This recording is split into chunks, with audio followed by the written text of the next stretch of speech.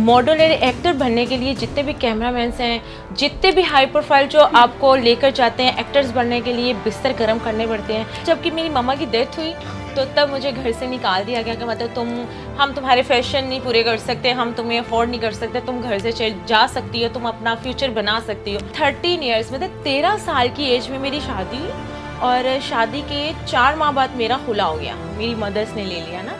अस्सलामुअलैकुम, it's me Atika Sheikh and welcome to brand new episode of our podcast.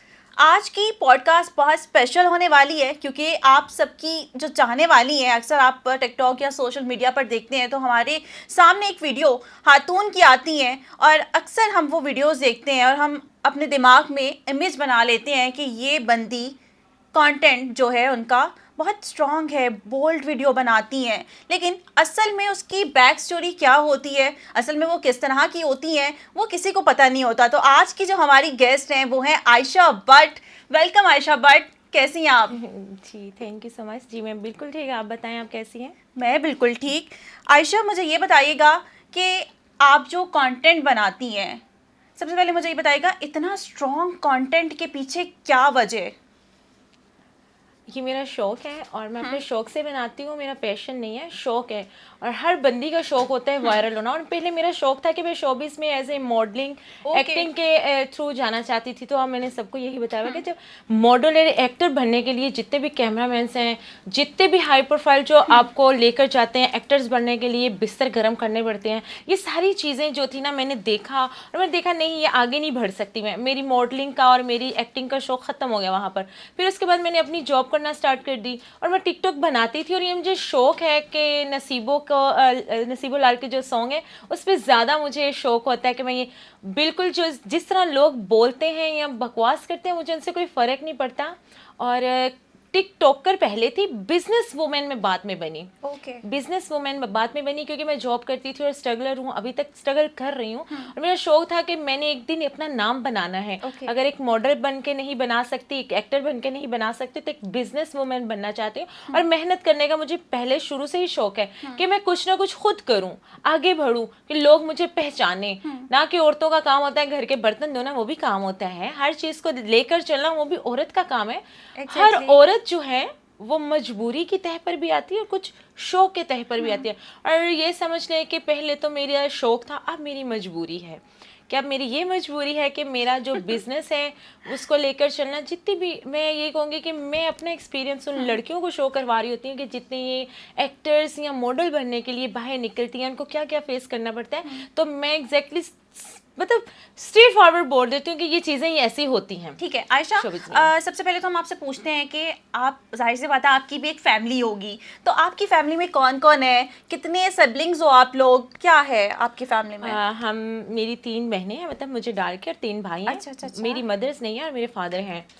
तो बस मतलब जबकि मेरी मम्मा की डेथ हुई तो तब मुझे घर से निकाल दिया गया कि मतलब हम तुम्हारे फैशन नहीं पूरे कर सकते, हम तुम्हें अफोर्ड नहीं कर सकते, तुम घर से जा सकती हो, तुम अपना फ्यूचर बना सकती हो। तो तब मदर्स की डेथ के बाद निकाला किसने? भाइयों ने, के बहनों ने और भाइयों ने, कि मतलब आप जॉब करते हो, आपकी अच्छा ड्रेसिंग मेरी आज से नहीं, मेरी स्टार्टिंग से ऐसे कि मदर के होते हुए मैं जीन्स भी वेयर करती थी, मैक्सिस भी करती थी, क्रॉप टॉप, मैं हर चीज़ वेयर करती थी। मदर के होते हुए मुझे ऐसे ऑब्जेक्शन नहीं थे जैसे मदर की डेथ के बाद मेरे ऊपर जितने भी ऑब्जेक्शन लगे भाइयों के। अच्छा, लोगों को आपके ऊपर ऑब्जेक्शन लगाने, लोग आपको नहीं जानते, लोग आपको कुछ नहीं कह सकते, आपके अपने कहेंगे। लोग अगर कहते हैं ना कि ये 2 नंबर है, तो जब आप अगले का मुंह तोड़ देंगे 2 नहीं 4 है, तो लोग वहां पे बैठ जाएंगे। तो जब अपने ही आगे बढ़ के किरदार कशी करेंगे, आपको नीचा गिराएंगे, तो इसलिए फिर मेरी ज़िंदगी का सफ़र तब स्टार्ट हुआ कि जब मेरी मदर की डेथ हुई। फिर मैं कराची चली गई, एक बैग में जिसमें 2 ड्रेसिंग मैंने रखी कि मैं चली गई। मैंने कहा अच्छा मम्मा जा सकती हैं ना, तो फिर आ रही हैं। पर ज़िंदगी में फ़र्स्ट टाइम मैं घर से बाहर निकली तब, कि जब मेरा कितने साल की थी आप?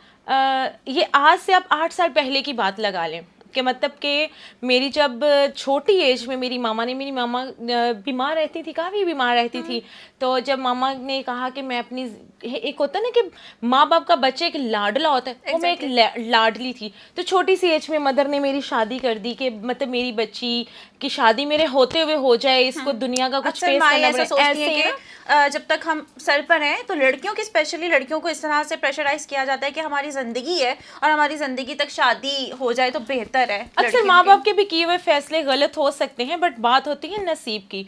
मैं 13 ईयर्स मतलब 13 साल की एज में मेरी शादी हुई, और शादी के 4 माह बाद मेरा खुला हो गया। मेरी मदर्स ने ले लिया ना कि वो अच्छे नहीं निकले, मतलब मैंने जो भी अच्छा, रिश्ता निभाया, आपकी मदर ने खुला लिया, आपकी रजामंदी नहीं मेरी थी? रजामंदी थी क्योंकि आपकी मैं खुश रजामंदी नहीं थी? थी ना ओके, कि क्या जब क्या वजूहात थी? वजूहात यही थी कि वो एक तो एज से बहुत बड़े थे, और कुछ ये देखा कि गवर्नमेंट की जॉब है, तो ओके। मदर कहती थी कि हाँ मेरी बेटी अच्छा खाएगी, अच्छा पहनेगी, अच्छा होगा, ये सब कुछ। ओह। और मुझे ये बताने में कोई भी किसी भी किस्म का, कि मैं छुपाती नहीं हूँ, मैं स्ट्रगलर हूँ कि मेरी जिंदगी में क्या हुआ, मैंने क्या कुछ फेस किया।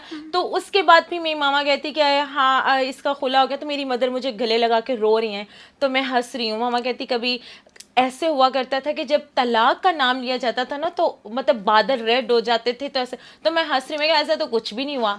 तो वो मुझे गले लगा रही कि थी आप बहुत मासूम हो, तो वाकई में बहुत मासूमियत से मैंने धोखे खाए हैं। तो फिर मेरी मामा कहती आप घर से बाहर निकलो, आप जॉब करो, आप कमाओ, आपको दुनिया का पता चलेगा। फिर मैं एज ए बुटीक में सेल कर रही, फिर वहाँ पर मैं जॉब करती रही। मैंने 5 साल बुटीक में जॉब की, 5 साल। तो वहाँ पर 5 साल जॉब करने के बाद फिर मैंने देखा मेरी मदर्स की तबीयत ख़राब ज़्यादा होने लग गई।